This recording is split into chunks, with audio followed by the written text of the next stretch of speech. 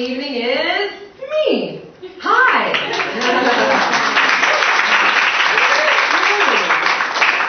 My name is Mel B. I am on the exec board of Female Storytellers along with the lovely Noelle sitting there. So you have questions for us after the show, you know who to harass. This is a piece that I did a few years back called Good Intentions and how they sometimes don't always work out the way you planned them. So, as I age, I have found that there are a few mantras I have come to live my life by. Seemed like a perfectly good idea at the time, features prominently, followed closely by, what's the worst that could possibly happen? Yes, but none seem to capture the quintessential essence of my being, quite like the road to hell is paved with the best of intentions. I don't think I've ever actively sought out to cause chaos, panic, and the occasional disorder, but by God, do they find me. This means I wind up being in situations a lot of the time where I kind of have to take stock, step back, and go, oh shit, am I the asshole here? I wind up having to apologize a lot for folks because, you see, I possess a rather snarky sense of humor and a very poorly functioning internal monologue, right? Quite the combination. And for some reason, nothing can bring these two things together more than international travel. Take someone like me, throw in a few cultural differences and a dash of language barriers, and even with the best of intentions, watch the sparks fly. And tonight, I'm going to share with you a few of those travel tales and a few of the reasons why I am never allowed to be an ambassador. Ever. Probably one of the best and worst examples of this little trait I have is a few years back when I was living in Germany. The friend who I was staying with informed me one afternoon that we had been invited to coffee party. Now, coffee party is ostensibly just where a group of friends get together, everybody brings a baked good to share, and you hang out and you drink coffee and you chat, right? But for some reason, in this particular circle of friends, coffee party was a really big deal. I mean, this involved weeks of planning, like judicious selection of recipes, trial runs of baking, because this was apparently the spoils of war that you were presenting to coffee party. I really, really wanted to make a good impression on the people I would be meeting, not just for the guy I was staying with, but for Americans everywhere who kind of get a bad rap living overseas sometimes. So, the afternoon arrives. Our host for the day is Philip. Now, Philip is probably one of the sweetest, gentlest, most unassuming souls I have ever met in my life. I will now refer to him as Philip the Kind. Philip the Kind serves the cake, and somehow throughout the course of the conversation, my last name comes up. Now, my last name is Blumenthal, which is not only uber German, but very easily identifiable as a Jewish last name, both here in the States, but especially in Germany. It would be like somebody here having a last name O'Malley, right? Like, oh, nice Russian boy. No, like, clearly we get where your people hail from. So, one of the guys looks at me and he says, oh, your last name is Blumenthal. You must be Jewish. And I said, yeah, I am. And I talked about how impressed I was with the Jewish community I was living with in Munich and how active they were and some cool events I was doing with them. And they're all like, oh, yes, nice community, lovely, sure, yeah. Now, I sense some of you out there may be getting a little nervous, right? Don't worry. I'm the asshole in this story, not them. So one of the guys then turns to me and he goes, you know, I think you're the first Jewish person I've ever met and actually spoken with in person. And I was so taken aback by that. I mean, here I was, living in Munich with a super active Jewish community. I was surrounded by other Jews all the time. So I said, that's so weird. I'm like, well, did you grow up here? And he said, well, yeah, I mean, my mom is Czech, and I lived a few years over there, but yeah, mostly grew up in Germany. Now, any reasonable human being would have been able to acknowledge that perhaps we're treading on some sensitive subject matter here, left well enough alone, and maybe tried to make that good first impression. But that's not what happened. I don't know if I was just really nervous about all the pressure that had been put on the coffee party, or, just really wanting to make that good first impression, but I just kept talking, and I was going on and on about how strange it was in a place where there's all these Jewish people. What are the odds? You're never going to find and encounter another one. And on and on and on. And at the end of my rant, I turn to the 5 Germans and I say, geez, you guys, what'd you do with all your Jews?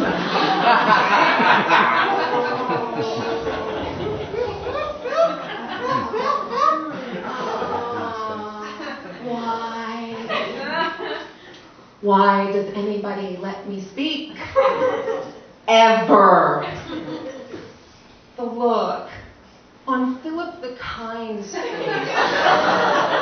was just one of sheer horror. He literally leaned back in his seat and went, was like, oh God, I broke him. I broke Philip the Kind.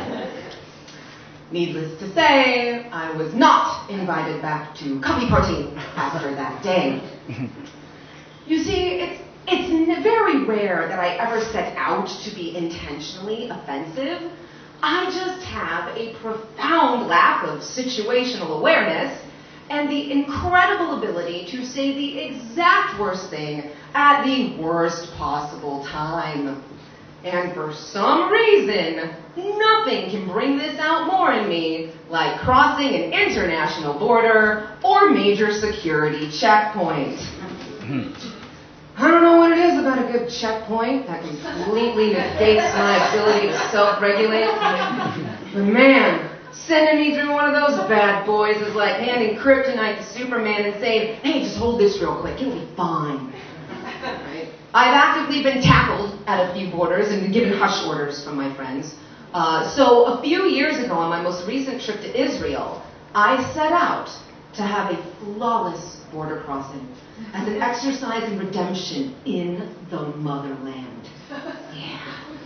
My travel companion on this trip was a rather high-strung, obsessive-compulsive German fellow. I will now refer to him as Psychotic German, PG for short. PG and I had set out to go camping on the banks of the Jordan River, which happens to be located in the West Bank. Now, in order to get into this area, you have to go through a massive security checkpoint. No problem. All of my documents are organized and in order. My short, succinct answers to common questions I know I will be asked are prepared ahead of time. Smooth sailing was imminent. Y'all know that AC/DC song, I'm on a highway to hell? Yeah, there were going to be no exits on the highway that day. So, pulling up to this checkpoint is a bit intimidating because it's one of the most heavily militarized areas in Israel. And it is surrounded by armed soldiers everywhere. And when you pull up in front of a tank. A literal tank, and there is a guy in it with a gun. And that gun is pointed directly at you. And he's not just standing next to the gun. No. His eye's in the scope, and his finger is on the trigger. And he just sits like that. His entire shift. If this kid sneezes, it's World War III, right? So, common security measures at this checkpoint are they go and they check your passports and they ask you a few questions. They'll search your belongings a little bit and you're pretty much on your way. Okay. So, guy comes up and he starts, checking our passports and he instantly finds it suspect that I have an American passport while PG, of course, has his from the EU. And he starts asking us a rather list of invasive questions like, how do you guys even know each other? Why are you traveling together? You know, how is it that you came to this place together? And he is not liking the short, succinct, incident-free answers that I have prepared ahead of time. In the meantime, I see other security guys kind of searching our car, and I see our bags get whisked away. Okay, fairly standard. I'm standing there in 110-degree heat. This guy is asking me the same questions over and over, just being rephrased differently. And this is sending my snark meter through the roof. I was just about to open my mouth and say, what? You've never heard of the German-Jewish exchange program? Where curious Jews can just request a German to be assigned to them for international travel. It's a cultural exchange. But there was a cannon pointed at my head, so I thought the better of it. There is a first time for everything. So, we then get moved over into a separate area, and I see this group of soldiers come out with the mirrors, and they're searching underneath the car. Not doing that with anybody else. Seems excessive, but okay, I mean, it is checkpoint at the West Bank. We're standing there for a few minutes more after they leave, and then I see the bomb-sniffing dogs come out. And now the dogs are circling the car. Now, at this point, PG is losing his shit. He is running through a laundry list of paranoid delusions that only PG could as to why we are going through these security measures. Me? I am cool as a cucumber. I am not fazed by this at all. For some reason, I kept reassuring him that I'm sure this is just, a random search and heightened security measures, or maybe it's a training protocol. Confident in the fact that we don't have anything. I mean, we were ill-prepared to be going camping. We have nothing that can be causing this. So, okay, now the guys come, and they move us into a holding pen. I am basically now in a locked cage, and I see another group of soldiers come out in different uniforms, and they start dismantling the car. I mean, the doors are coming off, the seats are coming out. If there was ever a time for frickin' panic, it is now. But me, still so calm, cool, and collected. I'm in the cage doing yoga stretches, still thinking that this can be my flawless border crossing, because I'm like, well, hell, I haven't said anything dumb yet. I'm still good. Whatever. We're okay here. It has now been an hour since we have been in the cage, and close to 3 since we initially pulled in. They're not saying anything to us. And right about the time I start thinking which friend or family member is going to be getting this gem of a phone call, they finally come and get us. And I am ushered into a room, and I'm told that the reason I've been detained is due to the unidentifiable electronic explosive device found in our belongings. What the hell? They bring me into this room, and it's an x-ray room, and my stuff is just strewn everywhere. I mean, they have ripped through my bags, clothes, all of my belongings, and they are pissed, and they're screaming at me. They're just like, are these your things? I'm like, oh my God, yes, that's my stuff. What's wrong? You are sure these are your things? Yes, it's my bag. Did you pack these things? Oh my God, yes, there's been nobody else around my bags. What is it? They say, can you please explain, what is this? And then I see it in the hands of a 20-year-old Israeli soldier. And I realize that the reason for my 3-hour detention and multiple law enforcement agency involvement is because the 19 and 20-year-old Israeli soldiers could not properly identify my vibrator.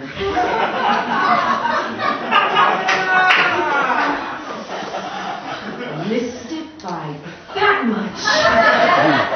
Like, sorry guys, not that kind of explosive device.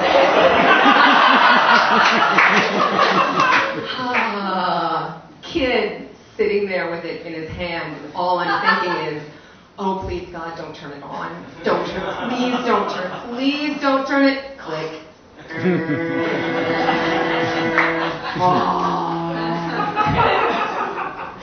They bring a female soldier in from somewhere to verify this, right? She just appears out of nowhere. And all she does is stare down, looks at it, looks at me, looks at them, and goes,